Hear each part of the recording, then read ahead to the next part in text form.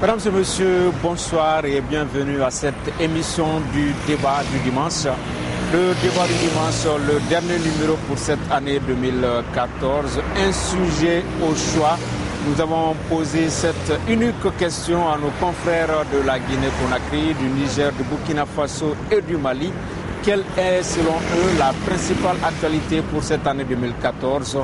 Nous suivons leurs réponses.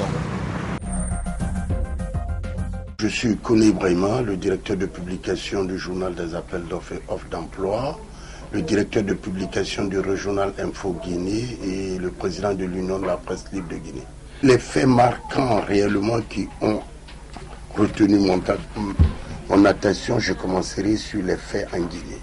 D'accord, 2014 a commencé avec un espoir très heureux pour le peuple de Guinée, pour la population guinéenne, où réellement on a vu un engouement réel des investisseurs dans le secteur minier, dans le secteur pétrolier et de façon globale, tous les secteurs dans notre pays bougeaient.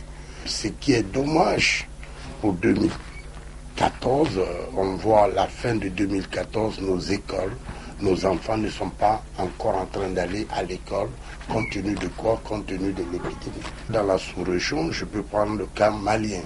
On a vu l'avancée des troupes françaises et ouest-africaines pour botter du Mali tout ce qui a été l'invasion des islamistes.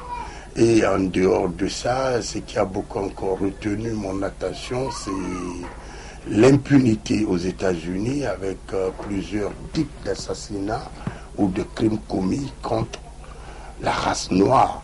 Et aujourd'hui, les États-Unis deviennent un pays où réellement les Noirs américains sont descendus dans la rue, ont revendiqué leurs droits, et je pense que la Grande Cour suprême des États-Unis est en train de les écouter. Et par ailleurs, quand nous prenons le Moyen-Orient, avec l'instabilité qui règne en Syrie, d'accord, je dirais bien que c'est dommage. Et le cas de l'Afrique du Nord avec la Libye, après la mort de Kadhafi, on a vu que le pays est devenu aujourd'hui ingouvernable. Aujourd'hui, il n'y a plus d'autorité, d'accord, qui répond au nom de la Libye dans le Conseil des Nations. Et c'est quelque chose qui attire encore mon attention pour dire que 2014 a donné l'exemple à tous les pays du monde. On a vu le départ aussi au Burkina Faso de Blaise Compaoré par un soulèvement soudain de la population, compte tenu de quoi? Compte tenu de la révision constitutionnelle. Voilà tant d'exemples que pour nous, Africains et nous, journalistes du monde entier, que les gens peuvent réellement se servir de ces faits. Parce qu'aujourd'hui, c'est des exemples qu'ils donnent aux d'autres présidents, tels que le président béninois, Yaya Boni, tel que le président togolais, tel que le président gabonais. Alors, il ne faut plus toucher la Constitution, il ne faut plus réviser, il faut respecter la Constitution d'une nation, d'un pays, ce qui est dit. Ce n'est pas parce qu'aujourd'hui on est à la magistrature suprême d'une nation qu'il faut tout faire, tout prendre sur mesure du président. Comme Obama le disait, il disait qu'il n'avait pas besoin d'hommes forts en Afrique, mais par contre il a besoin des institutions fortes en Afrique. Bonjour, je me présente, je m'appelle Hachimi Omar, je suis journaliste professionnel nigérien. Pour moi, les événements ou l'événement qui a marqué l'année 2014, c'est sans aucun doute le peuple burkinabé qui s'est levé comme un seul homme pour mettre fin à un régime autoritaire âgé de 27 ans. C'est l'événement majeur parce que cet acte que les Burkinabés ont posé en octobre dernier vient donner l'éloquente illustration qu'en Afrique, il y a un éveil de conscience, qu'on ne peut plus manipuler les peuples africains comme on manipule du bétail. L'autre événement qui n'est pas du tout heureux, c'est la montée du terrorisme avec le rapt de presque plus de 200 lycéennes de Chibok. Cela m'amène à poser la question de la sécurité de nos États. En plus de 50 ans d'indépendance, on réalise que nos armées conventionnelles ne sont malheureusement pas préparées à affronter ce type de guerre asymétrique. Imaginez un pays grand comme le Nigeria, avec toutes ses ressources financières et avec une armée qui coûte peut-être 20 fois le budget du Niger, qui n'arrive pas à localiser ces jeunes filles, je dirais que c'est un scandale. 2014, vous le savez, a été une année très mouvementée à travers le monde. Et d'abord, ce qui m'a surtout marqué, c'est au Mali, notamment à Kidal avec la visite du Premier ministre Moussa Mara. Vous avez suivi la suite, ça a été très triste avec l'assassinat odieux des préfets, la prise d'otages des administrateurs du Mali et des administrateurs qui ont été très traumatisés. Et la suite également à Kidal, c'est surtout ces groupes armés qui ont repris confiance avec les négociations qui se passent actuellement à Alger, et notamment le MNLA qui se sent en position de force et qui tend de plus en plus les cordes face au gouvernement du Mali. Et l'actualité 2014, c'est également au plan africain, et le Nigeria qui est durement frappé par Boko Haram. Et le pays semble être seul face à ces terroristes qui ont enlevé, rappelez-vous, ces centaines de jeunes filles. Et ce pays reste encore très impuissant face à Boko Haram. Et la communauté internationale n'a fait que réagir un petit moment. Et aujourd'hui, ces filles sont tombées dans l'oubliette. Moi, ça m'a beaucoup marqué. Et enfin, c'est au plan sanitaire avec la réapparition de ce virus, de ce fameux virus Ebola, qui a touché une partie de l'Afrique de l'Ouest et qui a touché également le Mali, heureusement. Et j'ai beaucoup apprécié cette réaction très rapide des autorités maliennes qui sont parvenues quand même à éviter ou à faire éviter la propagation de ce virus au Mali. Mais la vigilance reste de mise et sincèrement, 2014 aura été une année très mouvementée tant au Mali et à travers le monde. Et j'apprécie beaucoup ce plateau démocratique qui permet aujourd'hui à l'ensemble du peuple malien et à l'ensemble des Africains à comprendre pas mal de sujets d'actualité tous les dimanches. Ce sont des professionnels, ce sont des observateurs de la scène d'actualité, de la scène politique, de la scène économique, etc., qui se retrouvent autour de la table, autour de Sékou Tangara pour discuter un tout petit peu de tout ça et de façon très professionnelle, de façon très démocratique. J'apprécie beaucoup et toutes mes félicitations à Africable et à son animateur principal, Sékou Tangara. Je suis Balamine, journaliste, rédacteur en chef à la radio Nostalgie Guinée, la première radio privée du pays. Il faut dire qu'au cours de l'année qui s'écoule, l'actualité nationale qui m'a le plus marqué, c'est cette épidémie d'Ebola, parce que c'est la première fois qu'elle est aussi longue depuis son apparition en Afrique, plus précisément au Zaïre. C'est une épidémie qui m'a marqué parce que il y a eu beaucoup de choses en ce laps de temps, en une année. On a assisté à la fuite des expatriés de notre pays. On a assisté à une certaine stigmatisation de notre pays, tant par nos voisins que par la communauté internationale. J'en sais quelque chose pour avoir beaucoup voyagé en cette année avec le Sili ou pour d'autres raisons. Je sais comment ça s'est passé ailleurs. Ce n'était pas du tout évident. Et puis, il faut dire que j'ai été marqué par la mobilisation de la communauté internationale pour aider les 3 pays touchés à vaincre ce virus. J'ai été également frappé par la façon dont certaines populations se sont montrées réfractaires aux campagnes de sensibilisation. Beaucoup ne croient pas en l'existence de cette maladie. Aujourd'hui encore, on a des gens qui pensent que tout cela est orchestré par l'Occident. Donc c'est un tout qui m'a beaucoup marqué. L'actualité qui m'a marqué sur le plan africain, je ne sais pas si on peut appeler cela une révolution, mais ce qui s'est passé au Burkina a surpris plus d'un observateur. Blaise Compaoré, qui était en place depuis 3 décennies pratiquement, est parti à l'espace d'une journée, une révolution qui n'en était pas une au début, qui m'a beaucoup marqué. Ça prouve que les sociétés civiles africaines, les populations africaines, quand elles le veulent, peuvent prendre leur destin en main et changer le cours de l'histoire.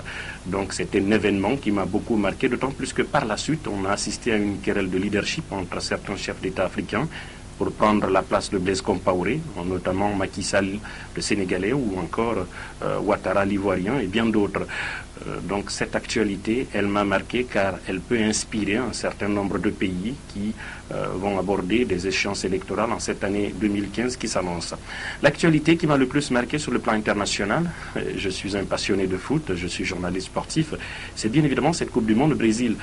J'ai été un peu surpris par cette équipe de la Seleção. Elle était réputée savoir gérer la pression, mais on a vu une équipe qui était pratiquement à la rue, avec son leader Thiago Silva, qui, excusez-moi du terme, a chialé devant les caméras du monde entier sur une séance de pénalty. Ça m'a vraiment surpris de voir cette fébrilité mentale au niveau de cette équipe de la Seleção. J'ai été également marqué par ce sentiment de facilité, de domination, de maîtrise de la Nationalmannschaft qui s'est imposée et qui a remporté cette Coupe du Monde. J'ai été également marqué par l'éclosion du franco-guinéen Paul Pogba qui a illuminé cette Coupe du Monde, tout comme James Rodriguez. Ousmane Sidikou, journaliste au groupe Canal 3 Niger. L'événement qui m'a le plus marqué en cette année de 2014, c'est le soulèvement du peuple burkinabé, lequel soulèvement a permis à ce peuple de vouloir mettre fin au règne de plus d'une vingtaine d'années de l'ancien, le désormais ex-président Blaise Compaoré, lequel Blaise avait voulu modifier l'article 27 de la constitution burkinabé. Il voulait rempiler pour un autre mandat. Pour lui, c'était chose aidée. Il aurait fallu le courage de ce peuple burkinabé, lequel courage d'ailleurs je salue au passage, pour que les uns et les autres puissent s'approprier la lutte d'un certain nombre d'organisations de la société civile burkinabé pour pouvoir faire partir Blaise Compaoré. Mais à travers cette révolution, ce qui nous a le plus tiqué, c'est l'attitude du peuple burkinabé. Il aurait fallu le lendemain ou bien le lendemain de cette révolution pour que ces mêmes burkinabés, à travers des actions citoyennes de nettoyage de la ville, la révolution, ils l'ont dit, ça a pris un temps, ça a pris le temps qu'il a pris. Il ne faudrait pas qu'au lendemain de cette révolution, qu'un étranger vienne et constate les dégâts qu'aurait engendré cette révolution. Vraiment, ce geste du peuple burkinabé m'a beaucoup plus tiqué. Moi, je m'appelle Abagana Lawel Ibrahim. Je suis directeur de la rédaction de l'hebdomadaire L'Actualité. En 2014, ce qui m'a beaucoup marqué, c'est le réveil du peuple burkinabé, le pays des hommes intègres. Voilà un pays qui est muselé durant plus d'un quart de siècle par un dictateur et ses affidés qui ont spolié ce pays, qui ont brimé ce peuple, qui l'ont muselé, somme toute, 27 ans durant. Donc j'ai une pensée particulière aujourd'hui à la famille des martyrs qui sont morts sur les balles assassines d'un régime totalement essoufflé. Et on a vu Blaise Compaoré détaler, fuir nuitamment, grâce à la bénédiction malheureusement du colon français qui l'a entretenu 27 ans durant. Donc si je peux retenir un fait marquant en tant que professionnel des médias, c'est surtout la révolution au Burkina Faso. Aboubakar Kondé, directeur de l'information du groupe LGI Média, Chéri FM, TV et Tam Tam Guinée. L'actualité qui m'a beaucoup plus marqué cette année, c'est bien la situation qui s'est passée du côté du Burkina Faso quand le président Blaise Compaoré a voulu au forceps modifier la constitution pour se maintenir davantage au pouvoir, alors que quand le président Obama les avait reçus, il avait dit pourtant qu'il veut les institutions fortes à la place des hommes forts. Et lui, en réponse, il avait dit que ce sont les hommes forts qui font les institutions fortes. Le contraire, c'est directement un produit dans son pays et Personne ne s'attendait à ce que Blaise Compaoré puisse quitter le pouvoir de manière accélérée comme cela s'est passé du côté du Burkina Faso. On a vu une société civile très organisée et une classe politique organisée. Et quand surtout on a vu entre le chef d'état-major général de l'armée et l'adjoint de la garde présidentielle, le colonel Zida et le général Honoré s'entendre pour que l'un d'entre eux dirige le pays, entre eux encore et la société civile, tout s'est bien accéléré. Quand la société civile a demandé à ce que un civil accède un civil dirige, j'allais dire, la transition, cela vraiment tout cela s'est très bien déroulé, sans effusion de sang. C'est vrai, il y a eu beaucoup de casses quand même, mais ce qu'on a encore apprécié, c'est quand on a vu encore ceux qui étaient dans les rues redescendre dans les mêmes rues pour nettoyer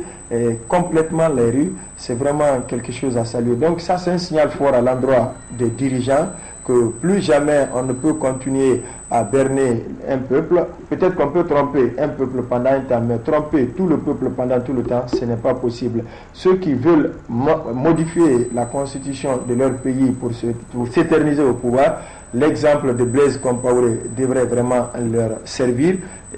L'Afrique doit évoluer de façon démocratique maintenant. Quand la constitution dit qu'il faut faire 2 mandats, il faut faire ces 2 mandats et quitter. Mais si vous pensez que vous devez vous éterniser au pouvoir en trompant le peuple, en modifiant, en tripotant la constitution au nom de ce peuple, je pense que ça s'est terminé. Quand on voit le passé de Blaise Compaoré depuis 1989, il est à la tête de ce pays. Le rôle qu'il a joué dans plusieurs autres pays comme la Guinée, le Mali, il était médiateur dans plusieurs crises et il résolvait toutes ces crises à la satisfaction des parties concernées. Et ce même Blaise Compaoré partir très rapidement, lui-même il a compris que la situation, au lieu qu'elle ne soit empirée et qu'il y ait plus de bain de sang, il a demandé de partir. Je crois qu'il pouvait s'imposer et maintenir une certaine dictature, même si beaucoup de personnes allaient être tuées. Il a préféré finalement partir et laisser le peuple gérer le Burkina Faso.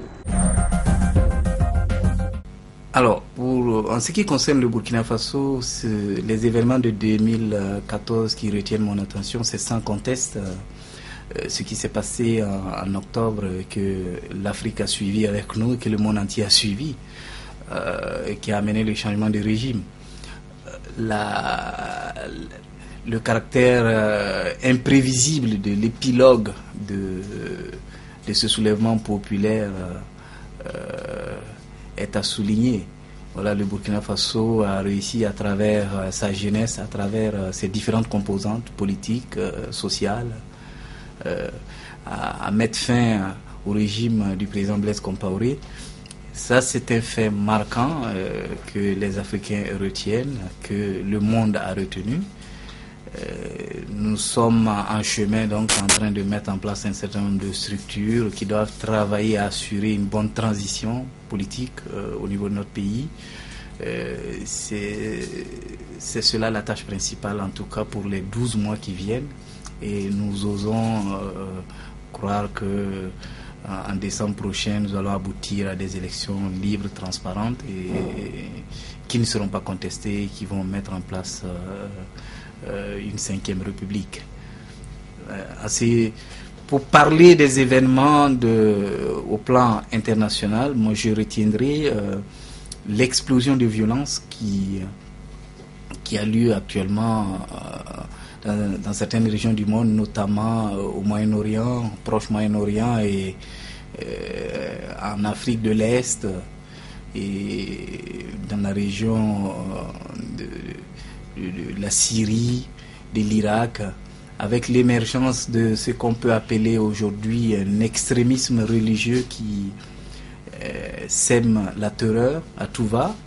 Je veux parler de Boko Haram, de ses actions, je veux parler de l'État islamique, l'ensemble de ses démembrements, je veux parler d'Al-Qaïda.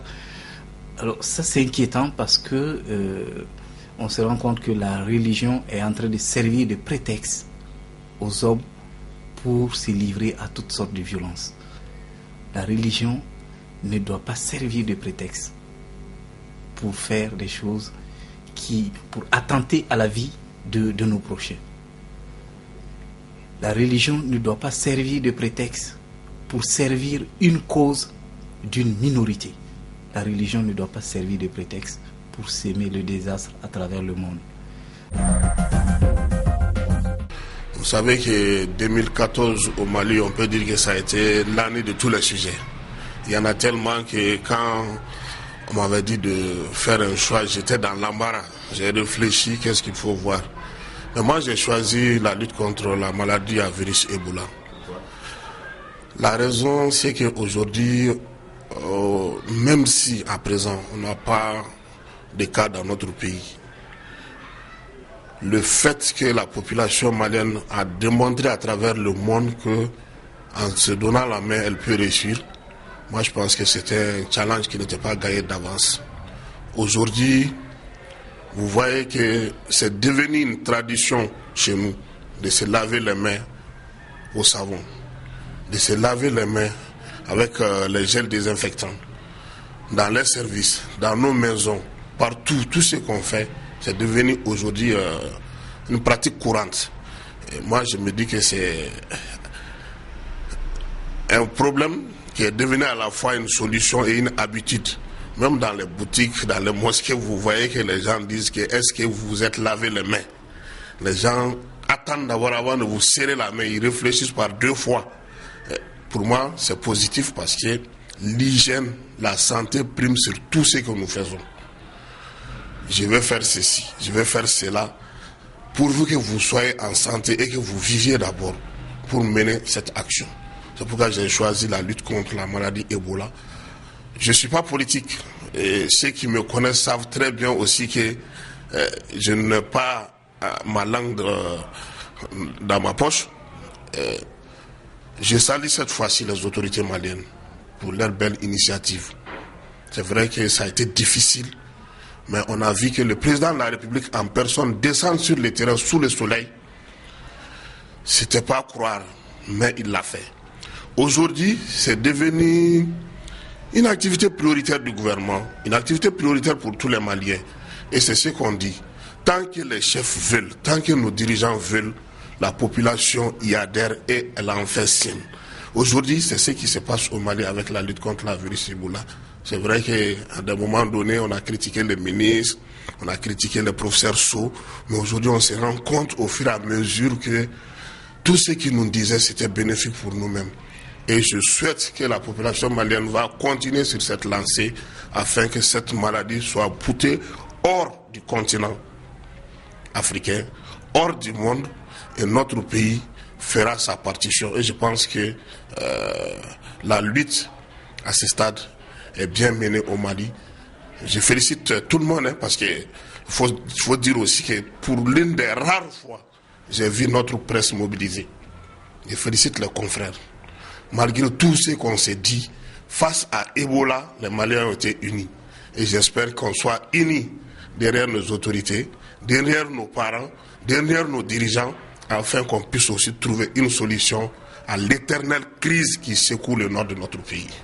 Le débat de dimanche cartonne à travers le monde, c'est grâce à une équipe. Et cette équipe est pilotée par un ami, un frère, un confident, et il tire mon chapeau. Nous faisons tous des efforts pour animer des débats de ce genre, mais j'avoue qu'Africa, Sekou, il le fait très bien avec tact. J'en profite pour féliciter aussi la direction d'Africa, le grand frère, le boss, Nayou. Je le dis grand chapeau, parce qu'au début aussi Africa, les gens disaient 2 ou 3 jours, il va fermer, mais ça continue. Et là, on le félicite par rapport à ça. Et tous ceux qui suivent Africa, je leur dis bonne et heureuse année 2015. Je suis Kamara Mahmoud Sanassa, journaliste, rédacteur en chef du journal télévisé à la RTG Boulbiné, la 2e chaîne de la Guinée. En 2014, ce qui m'a marqué sur le plan national, c'est Ebola, puisque la Guinée a été confrontée à la pire épidémie jamais connue de son histoire. Cette affaire d'Ebola nous a créé assez de problèmes. Notre économie aujourd'hui est à terre. Nous avons de sérieux problèmes socio-économiques. Partout dans le pays, c'est des problèmes. Les familles sont vraiment dos au mur et les gens les braves valides qui étaient dans les villages, qui se battaient corps et âme pour aider les pères, les mères. Aujourd'hui, beaucoup sont morts. Aujourd'hui, en Guinée, nous avons près de 2000 morts à cause d'Ebola. Vraiment, c'est un problème auquel nous sommes confrontés en 2014. Et ça, vraiment, c'est quelque chose qui m'a vraiment tenu à cœur. Et c'est l'événement phare, selon moi, en Guinée cette année. Concernant l'Afrique, ce qui m'a beaucoup marqué en Afrique, c'est la guerre au Mali. Les islamistes, des hommes hors loi, sans foi ni loi, sont venus s'attaquer aux populations paisibles du Mali. Et vraiment, c'est avec beaucoup de morts, avec ce carnage-là. Il a fallu l'intervention de la France, de l'Occident, pour que vraiment le Mali ne soit pas divisé en deux, voire ne soit pas annexé. Vraiment, sur le plan national africain, c'est un sujet qui m'a vraiment tenu à cœur. Et je me dis qu'il faut que ça cesse ce que les islamistes font. Il faut qu'on se donne les mains pour vraiment en finir avec cette affaire d'islamiste. Et sur le plan mondial, c'est récent, mais c'est en 2014, c'est surtout le rapprochement entre les États-Unis et Cuba. Et ça fait des années et des dizaines d'années que ces deux pays frontaliers ne se parlaient plus, ça n'allait plus entre ces deux pays à cause de beaucoup de petits problèmes. Mais aujourd'hui, si le président Barack Obama a pris les choses en main pour aller vers Raúl Castro pour un rapprochement, je veux dire que vraiment que c'est un événement qui m'a marqué en 2014 et ça va rester dans les annales de l'histoire. Alors en 2014, moi j'ai été marquée par deux actualités fortes. La première, elle est africaine, c'est l'enlèvement de 200 jeunes filles au Nigeria par le groupe radical Boko Haram. Cet enlèvement a suscité une mobilisation mondiale. Ça a vraiment fait bouger les réseaux sociaux, les blogs, la twittosphère. Et on a vraiment assisté à l'émergence d'un mouvement qu'on a appelé Bring Back Our Girls. Chacun de nous avait son affiche Bring Back Our Girls pour dire ramenez-nous nos filles. C'est un mouvement qui est parti des États-Unis, de partout, de toute l'Afrique, du monde entier. Malheureusement, aujourd'hui, on ne sait toujours pas où sont passées ces 200 jeunes filles enlevées par Boko Haram, qui par la suite en a enlevé d'autres. Donc c'est une actualité qui reste vraiment cruciale en Afrique. Et puis au Mali, c'est bien sûr Ebola. Il faut le dire, Ebola nous a tous fait peur. Ebola a commencé en Afrique de l'Ouest, en Guinée. Et lorsque on a parlé d'un premier cas au Mali, je crois que tout le monde a senti un peu cette peur parce que c'est une épidémie qui est très grave et qui tue. Et comme il n'y a pas de vaccin, alors il fallait tout de suite créer une autre mobilisation nationale et aussi sous-régionale. Donc au Mali, je crois que le Mali, il faut le dire, a très bien géré les choses. Très vite, les mesures de sécurité, de prévention et pour circonscrire la pandémie ont été appliquées. Aujourd'hui, Dieu merci, nous avons quasiment pas de cas Ebola au Mali et j'espère que ça va continuer comme ça. Et puis, pour terminer, je pense qu'il faut aussi saluer cette année 2014 qui n'a pas été facile. Le Mali sort petit à petit d'une crise. Il faut quand même saluer tous les gens qui font bouger les choses dans ce pays. C'est des jeunes, ils sont talentueux. J'ai envie de faire une mention à beaucoup de personnes, comme une jeune femme qui s'appelle Fifi Djabi, à ce monsieur, ce Paul qui a créé un ordinateur qui s'appelle Limorgal, ou encore ce Malien aussi qui a créé une application un peu comme Viber, mais Viber à la malienne. Donc voilà, je pense qu'il faut retenir ces choses-là. C'est vrai qu'on a eu très très peur en 2014, mais je pense que 2015, il y aura un peu plus d'espoir. Oui, c'est Damara Fassoulé, je suis journaliste à la radio-télévision Ténéré, Niamey, Niger. En 2014, il y a beaucoup d'événements qui m'ont marqué, au nombre desquels, surtout les actualités, les événements politiques. Vous n'êtes pas sans savoir que, par exemple, par rapport à l'élection du président de l'Assemblée nationale du Niger, ça a causé beaucoup de problèmes, beaucoup d'allers-retours. Tout se passe comme si, dans ce pays, au niveau de cette institution, il n'y a pas de loi qui régisse cette élection. Il n'y a pas de loi qui régisse tous les actes que les députés nationaux sont censés prendre. Donc, C'est un événement qui m'a vraiment marqué et qui m'a déçu au regard du scénario, au regard de ce qu'on constate au niveau de l'hémicycle, des honorables députés qui se donnent à un certain nombre de comportements. Moi, je pense qu'il est temps de se ressaisir et de laisser faire la loi, de laisser appliquer la loi, quelle que soit par ailleurs la personne à qui ça devait être appliqué.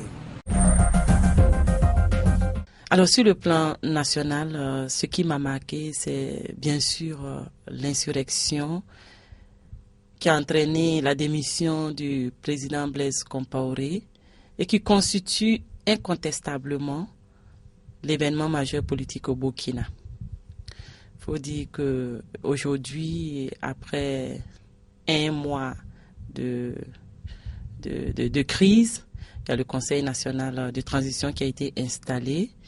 Et je crois que c'est un grand changement qui est intervenu dans la vie politique même du Burkina Faso et qui va se poursuivre jusqu'en 2015.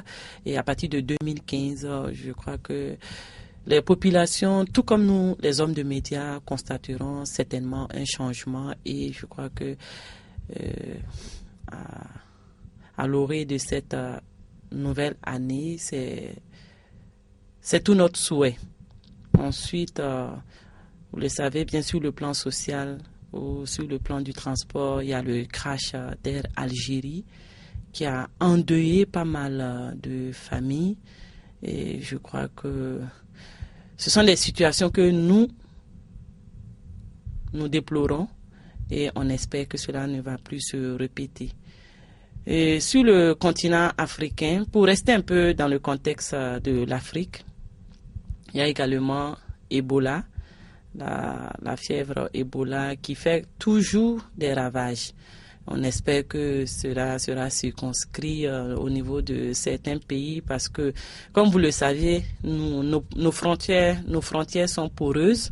Donc, je crois que la CEDEAO, tout comme l'UEMOA, essaie à sa manière de rétablir ces tracasseries au niveau des frontières, mais malheureusement, le problème demeure toujours et on espère que cette maladie sera circonscrite et qu'elle trouvera, disons, un vaccin pour le bonheur des citoyens. Parce qu'il y a la hantise toujours, il faut dire qu'il y a la hantise toujours et puis bon, on espère que cela va aller. Il y a également au Nigeria l'enlèvement des filles de Chibok. Elles sont toujours localisées, mais jusque-là, rien n'est fait.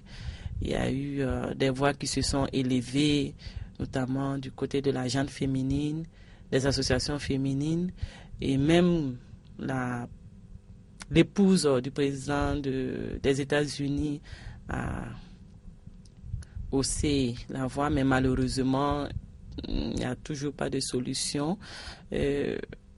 On espère que la solution sera trouvée, qu'on va en finir avec cette situation. À l'échelle internationale, peut-être j'aime me limiter aux récents événements avec les relations entre ces deux pays, les États-Unis et le Cuba, où les relations ont repris de plus belle, se sont établies pour le bonheur des Cubains, du peuple américain. Mais malheureusement, et je crois que cette relation est contestée par certains Cubains qui résident toujours en Amérique, alors que, bon, une relation qui reprend depuis 50 ans, je crois que c'est sur de nouvelles bases. Et moi, personnellement, en tant qu'homme de médias, j'espère que les liens établis entre ces deux pays seront consolidés pour le bonheur des deux peuples. Ainsi prend fin ce numéro du débat du dimanche. Nos invités étaient des confrères qui nous venaient de la Guinée, du Burkina Faso, du Niger et du Mali. Merci de l'avoir suivi. La semaine prochaine, nous allons vous retrouver pour la deuxième et dernière partie de cette série consacré aux principaux points de l'actualité africaine et internationale de cette année 2014. Ça va être avec d'autres confrères du continent. Merci de l'avoir suivi et passé d'excellents moments en compagnie des programmes de la chaîne du continent.